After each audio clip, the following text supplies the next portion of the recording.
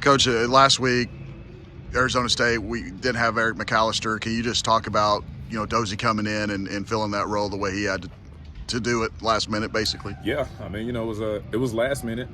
He obviously he's Eric's backup, so he didn't really go into the week thinking he was going to play much. So for him to come out and respond the way he did, he really played a hell of a game. He didn't get many targets, but when we asked him to get open, he got open the majority of the time. So just looking forward to him continuing to progress. He has all the talent in the world, and he's going to get more and more opportunities. But like I said, I was just proud of him on short notice, coming out on an away game, short week, for him to prepare the way he did, not knowing he was going to play, and then to go out there and to actually to play very well. So I was pretty proud of that.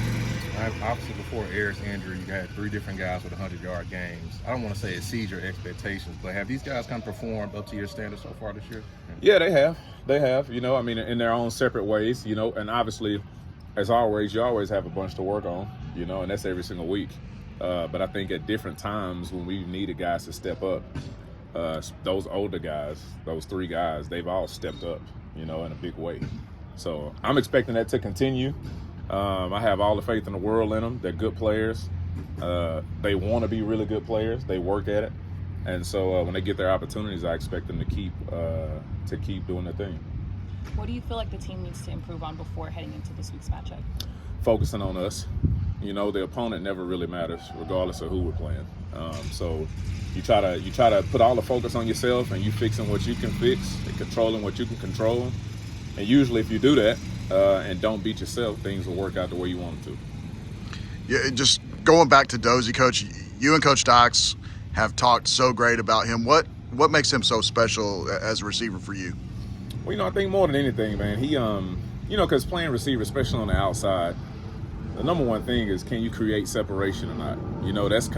That's what separates guys at our level and prepares them for the next level. Obviously, you have to be able to read coverage. You have to be friendly to the quarterback and all of those things. When it comes down to it and somebody's in your face, can you win? And Dozie Ezukanma can win when people are in his face, and he does it consistently.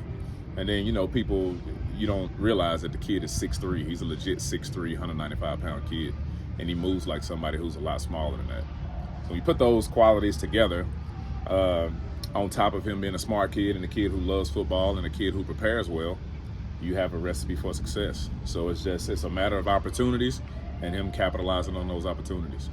With Manjack, a lot of people focus on him not wearing the gloves and no socks and whatnot, but he's been putting up a lot of numbers. Just how impactful has he been in the slot for you guys so far? Manjack, man, is just a dude who you can line him up everywhere, And Manjack is a veteran player. This is Manjack's 5th offense since he's been in college.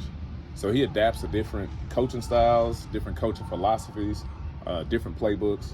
Manjack was plug and play from the time he got here. And just the leadership he provides the room just instantly is something that you can't coach, something that you can't teach.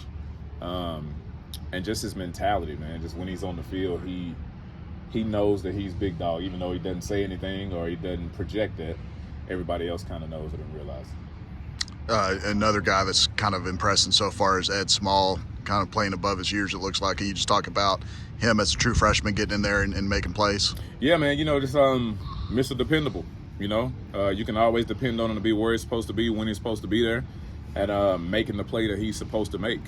So, and that comes, a lot of young guys, it's hard for them at the beginning just because of you have school, you have a playbook, you have all these different things. But he's adjusted well. From the very beginning, you knew that he was going to have a chance to have an impact just because he knew where to line up and he knew where to be. So now even the game for him is starting to slow down. Last week against Arizona State, had a big 3rd down catch. Guy draped all over him. And again, I expect him to continue doing that.